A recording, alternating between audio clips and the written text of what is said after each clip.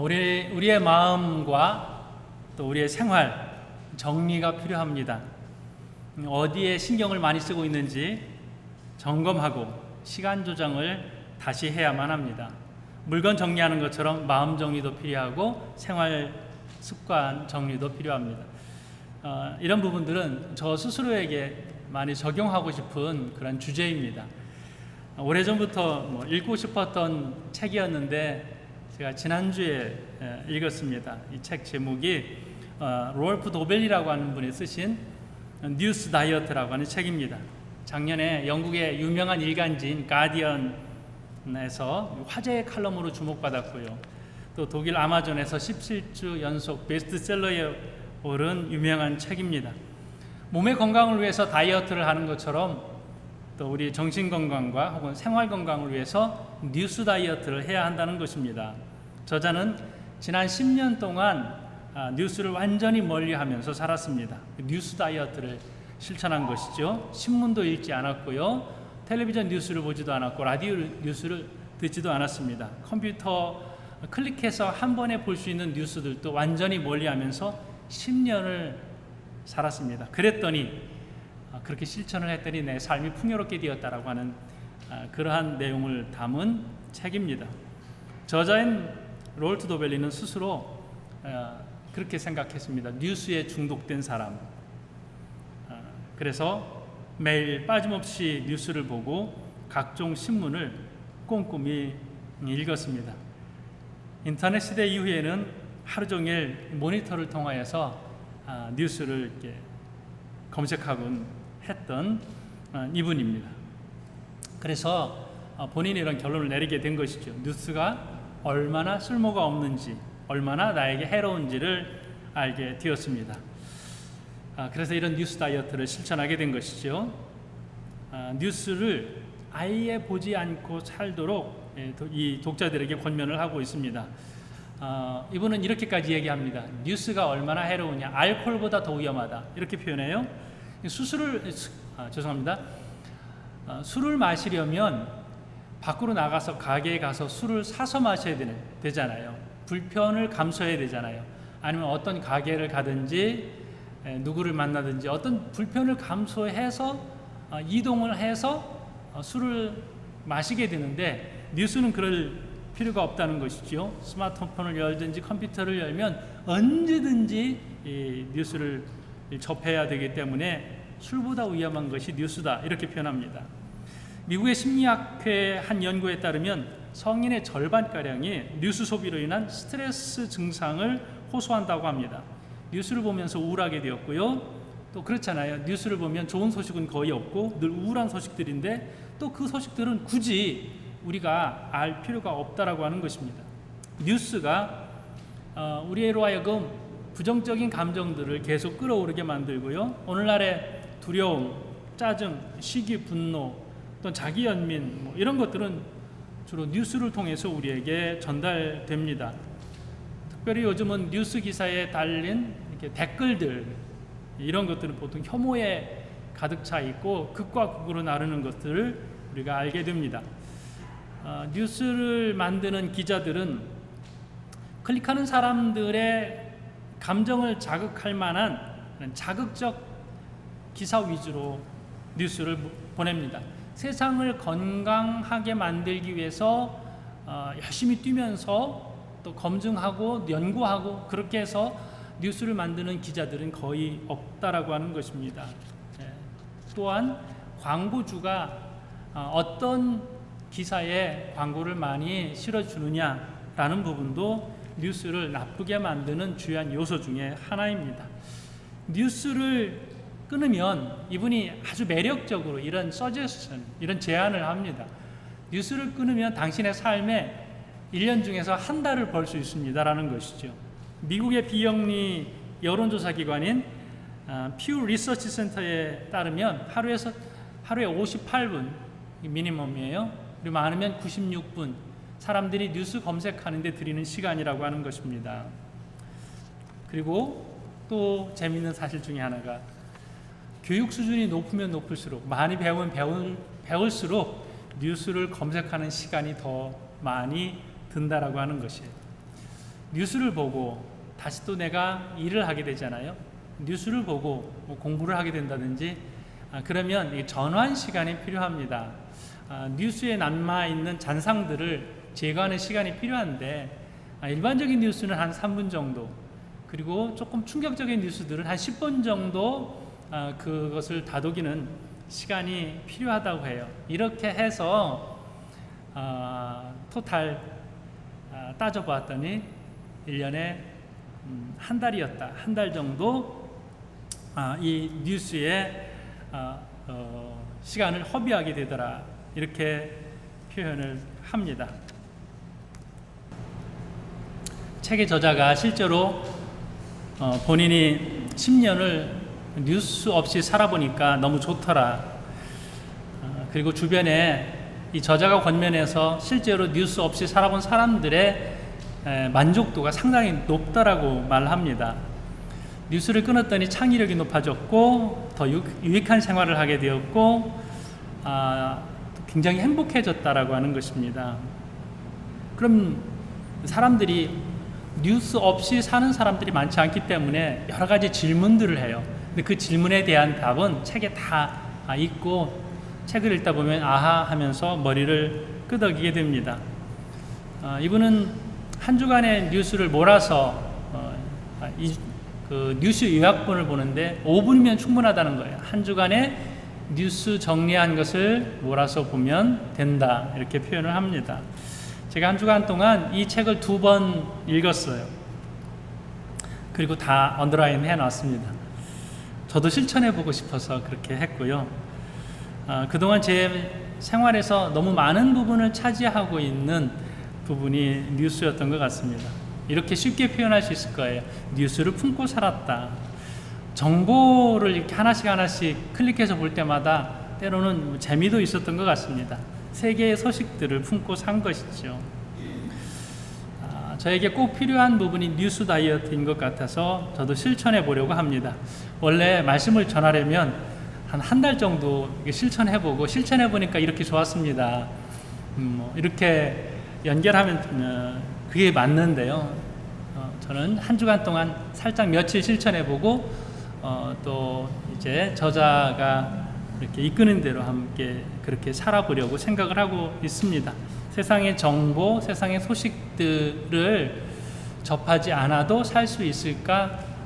이렇게 생각이 될 수도 있지만 오히려 더 우리에게 유익한 것이죠. 우리는 입에 착착 달라붙는 맛있는 음식을 끊고 어떻게 살아? 이 맛있는 음식을 먹지 않고 어떻게 살아? 아니 어떻게 채소만 먹고 어떻게 살아? 이렇게 말씀하시는 분들도 있는데 이거를 잘 이겨내고 건강하게 다이어트 하시는 분들이 계시잖아요. 거기에 비유하는 것이 뉴스 다이어트입니다. 우리는 정보뿐만 아니라 유익하지 않은 많은 것들을 품고 삽니다. 제가 아주 강력한 표현을 쓰는 거예요. 품고 산다는 것이죠. 우리 삶에 있어서 유익하지 않은 것, 해로운 것, 감정적인 것, 다른 사람과 연결되어 있는 것들 이렇게 품고 삽니다. 오늘 말씀은 이 한 단어에 초점을 맞췄으면 좋겠습니다. 품는다라는 것이죠. 바울은 단정적으로 말을 합니다. 빌립보서 2장 5절 말씀에 너희 안에 이 마음을 품으라 곧 그리스도 예수의 마음이니. 제가 뉴스를 품는 것을 말씀을 드렸는데요, 혹은 감정을 품는 것을 말씀을 드렸는데요, 오늘 이 말씀에서는 다른 얘기하지 않습니다. 예수 마음만 품어라 이렇게 말씀을 하고 있습니다. 근데 왜 빌립보서 2장에서 이 말씀이 나온 것일까요? 이 말씀이 나오게 된 배경은 예수의 마음을 품어야 될 교회에서 예수의 마음을 품지 않고 잘못된 것을 내내 마음속에 품고 있는 사람들이 있었어요. 그런 신앙인들이 있었습니다. 오늘 2절의 말씀을 보면 품는다라는 같은 단어를 사용하는데요, 마음을 같이하여 사랑을 가지고 뜻을 합하여 한 마음을 품어 이렇게 기록되어져 있습니다. 한 마음을 품으라고 했습니다. 한 마음은 너도 예수의 마음, 나도 예수의 마음, 한 마음을 품어야 되는데 예수의 마음을 품지 않은 사람들이 있었어요. 그러면 예수의 마음을 품지 않고 어떤 마음을 품었을까요? 3절에 나와 있습니다. 아무 일에든지 다툼이나 허용으로 하지 말고, 예수의 마음을 품지 않고 다툼의 마음을 품은 사람이 있었고 허영의 마음을 품은 사람이 있었습니다. 다툼과 허영은 뭐냐면 자기중심적 교만한 마음을 이 사람들이 품고 있었다라는 것이죠. 그러니까 이 공동체 안에서 당연히 불협화음이 일어나게 되었고요. 심각한 갈등이 일어났습니다. 빌립보서 4장 2절의 말씀을 보면 이제 그 빌립보서 편지를 마칠 때쯤에 교회 안에서 예수의 마음을 품지 않고 다툼이나 허영을 일으켰던 구체적인 두 사람의 이름을 언급을 해요. 유오디아와 순두계라는 두 인물이에요. 빌립보서 4장 2절의 말씀 보면 내가 유오디아를 권하고 순두계를 권하노니 주 안에서 같은 마음을 품으라. 얼마나 이 문제가 심각했으면 이 아름다운 편지 안에 구체적인 이름을 언급했을까요? 너희들 서로 사랑하며 살아, 한 마음으로 따뜻하게 품으며 살아, 이렇게 해도 됐을 텐데 유오디아도 정신 차려야 된다, 순두계도 마음 똑바로 가져야 된다, 이런 식의 구체적 이름을 언급하고 있습니다. 그도 그럴 것이 아마 이 두 사람의 영향력이 상당히 컸었던 것으로 생각해 볼 수 있습니다. 교회 안에 영향력이 컸다는 것이죠. 서로 자기 주장만 하고 또 나만 옳다고 하고 내만 인정받아야 된다라고 하는 그러한 갈등의 요소가 내내 있었던 것 같습니다. 빌립보 교회는요 굉장히 좋은 교회였어요. 마음이 따뜻한 교회였어요. 여러 교회들 중에서 감옥 안에 있는 바울에게 실제로 돈을 모아서 사식을 넣어주고 사람까지 보내서 바울을 케어할 수 있게, 감옥 안에 있는 바울을 돌볼 수 있게 했던 굉장히 따뜻한 교회였어요. 빌립보서를 시작을 하면서 교회에 대한 칭찬도 아주 많이 합니다. 이 좋은 교회가 이제 깨어질 위기에 봉착하게 된 것이죠. 이거 제대로 이 갈등의 요소를 제대로 봉합하지 않으면 교회가 위기를 맞게 될 수 있을 것 같은 그런 생각까지 들었던 것이죠. 그래서 바울은 유오디아야 순두계야 너희 둘이 주 안에서 같은 마음을 품으라. 다툼이나 허영을 품지 말고 같은 마음을 품으라. 이것을 권면하는 것입니다. 이 품는다라는 말은 오랫동안 생각하는 거예요. 끝까지 이 담고 있는 때에 쓰는 말이 품는다 이런 말이에요. 우리가 품는다는 말을 자주 쓸 때는 어디에서 쓰냐면요, 암탉이 알을 품을 때 이 품는다라는 말을 써요. 얼만큼 품고 있냐면요, 알이 깨어날 때까지 21일 동안 그대로 품고 있는 거예요. 자, 깨어날 때까지 품는 것을 품는다 이렇게 말합니다. 부정적인 의미에서도 이 품는다는 말이 자주 쓰였는데 우리가 알고 있는 말씀 가운데 마태복음 5장 28절에 이렇게 기록되어져 있습니다. 나는 너희에게 이르노니 음욕을 품고 여자를 보는 자마다 이미 마음에 간음하였느니라. 남자들을 굉장히 당황하게 만드는 이 말씀이에요. 살짝 지나가는 여인을 보고 이쁘다라고 생각하는 것도 잘못입니까? 이렇게 질문하는 청년들도 있습니다. 그런 부분을 이야기하는 것이 아니라 음란한 생각을 가지고 여인을 바라보는 것, 이것이 음욕을 품는 것입니다. 사무엘서에 보면 압살롬의 누이 다말이 나옵니다. 굉장히 아름다웠었던 것 같아요. 이 다말을 누가 품고 있었냐면 암논이라고 하는 배다른 형제가 마음에 품고 있었습니다. 이때 품은 것이요 음욕이에요. 음욕의 마음으로 다말을 품었습니다. 근데 마음으로 품고 따뜻하게 연민하는 것이 아니라 몸을 품고 싶은 마음 그거 하나였습니다. 그래서 친구와 함께 어떻게 하면 다말을 품을 수 있을까 계략을 꾸밉니다. 그래서 다윗의 도움을 받기로 한 것이죠. 아픈 척 하고요.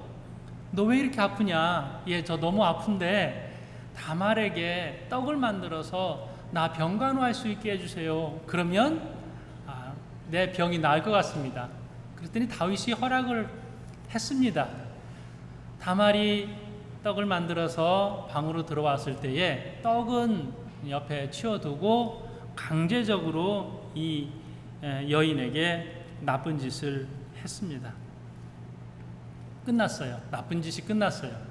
그 뒤에 이 암논은요, 다말을 나가라고 그랬어요. 아주 치욕스럽게 내쫓았습니다.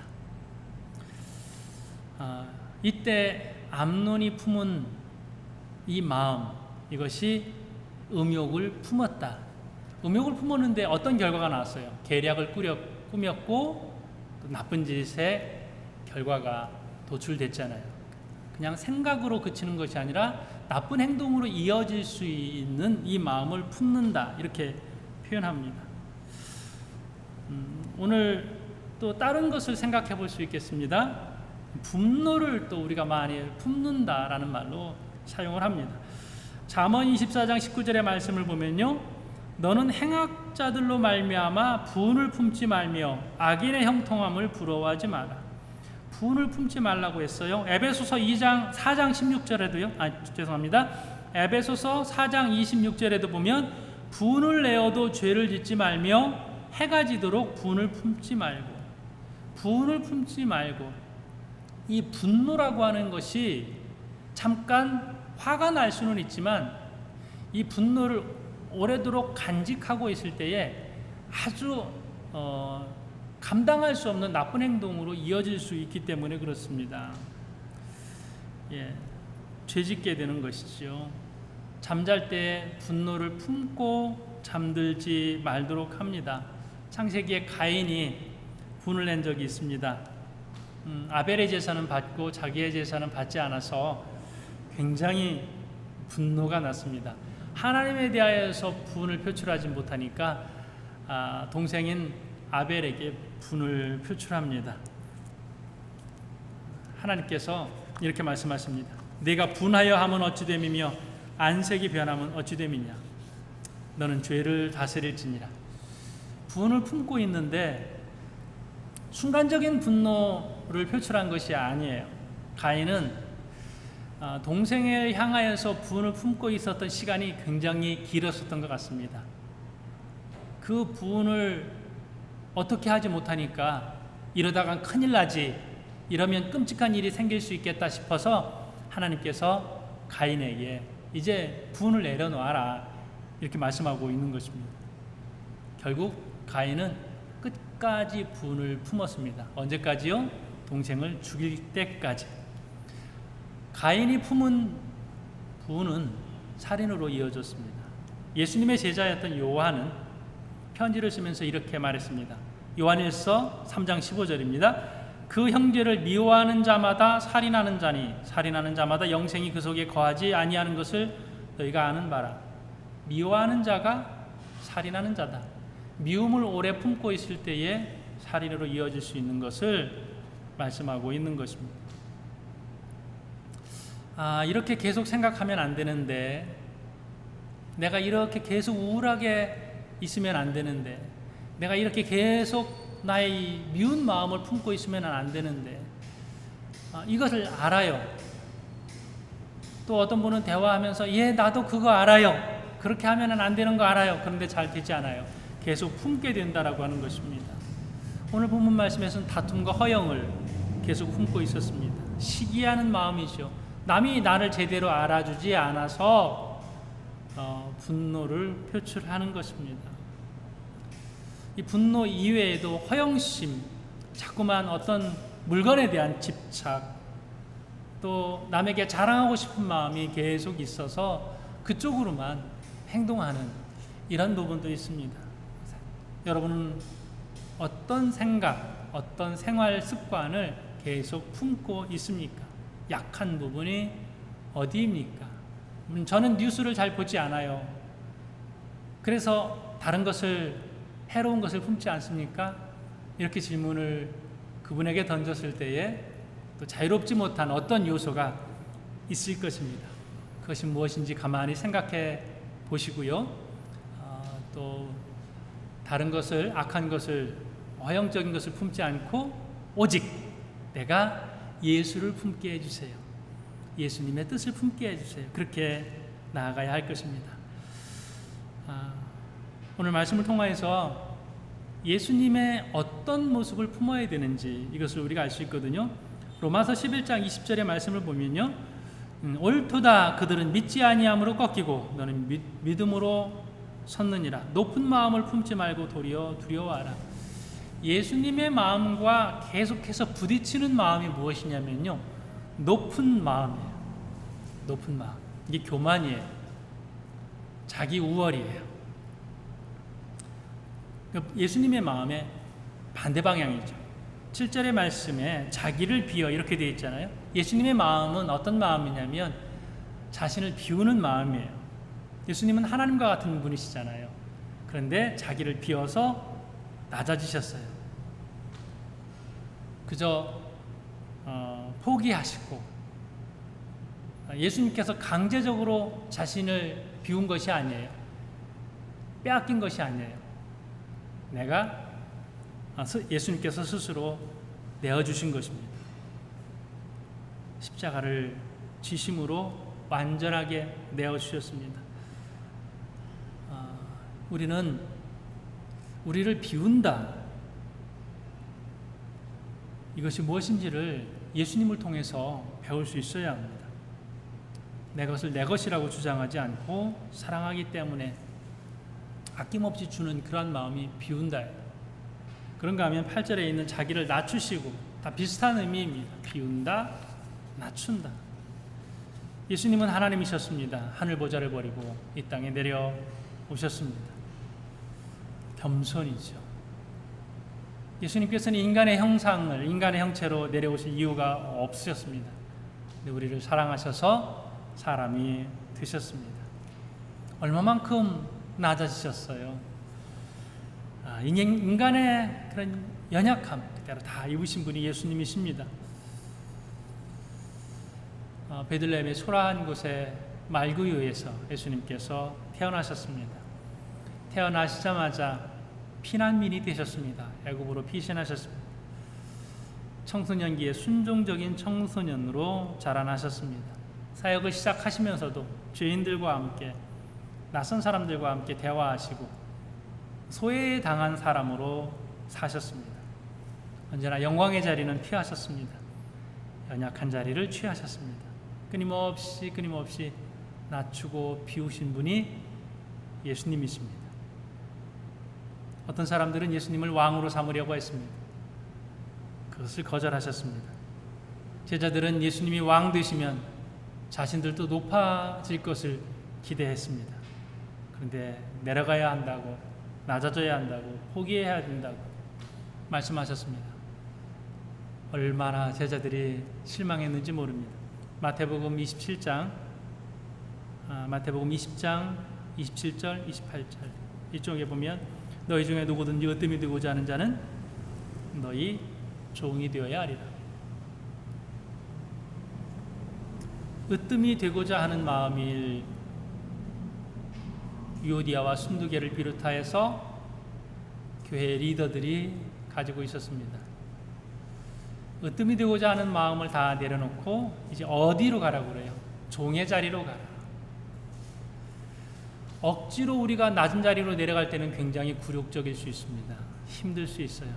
그런데 예수님께서 그렇게 하셨기 때문에, 그렇게 실천하셨기 때문에 우리는 예수님을 본받아서 낮은 자리로 가고, 또 서로 높여주고 서로 세워주고, 그렇게 살아가는 삶이, 비우는 삶이, 이것이 예수님을 품는 그러한 삶이 되는 것입니다.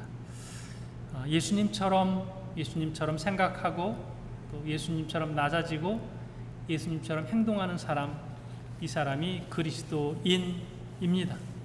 지금까지 어떻게 살았는지를 돌아보시기 바랍니다. 저는 주변에서 누군가가 너무 많이 스마트폰을 보는 거 아니에요? 너무 많이 뉴스를 보는 거 아니에요? 근데 뉴스를 본다는 것이 포털 사이트에 있는 신문을 검색하는 것 이외에 때로는 유튜브를 통해서도 어떤 뉴스들 검색하기도 하고 내가 좋아하는 그러한 정보들 보면서 즐거워하기도 했습니다.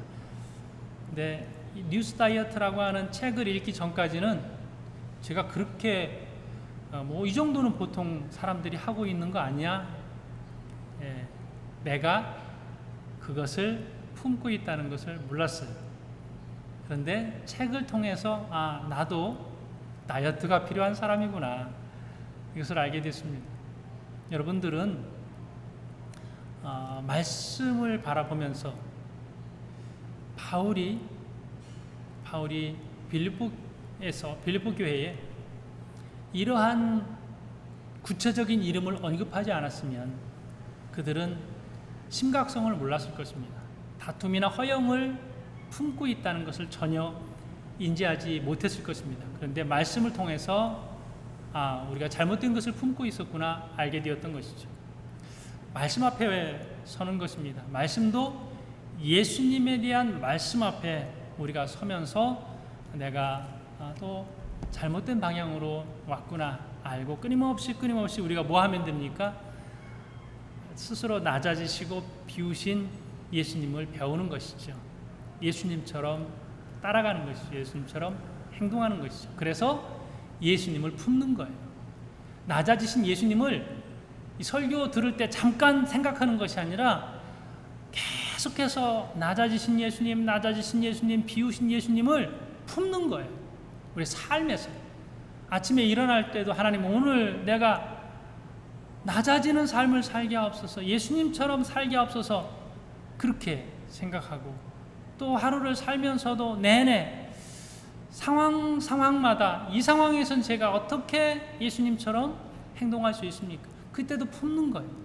하루를 마치고도 내가 혹시 예수님의 말씀과 어긋난 삶을 살지는 않았는지, 자꾸 나를 높이는 데에만 그렇게 살지는 않았는지 돌아보면서 그 시간에도 또 예수님을 품고 또 잠들 때에도 예수님과 함께 잠드는 것, 이것이 품는 거예요. 우리는 너무 복잡한 세상을 살아가고 있습니다. 너무 시끄러운 세상을 살아가고 있습니다. 무언가는 끊지 않으면 예수님을 품기가 너무 어려운 그러한 세상을 살아가고 있습니다. 저와 여러분이 이 말씀에 좀 더 집중해서 예수님의 마음을 품고 예수님의 삶을 본받아서 실천하며 살아갈 수 있기를 주님의 이름으로 축복합니다.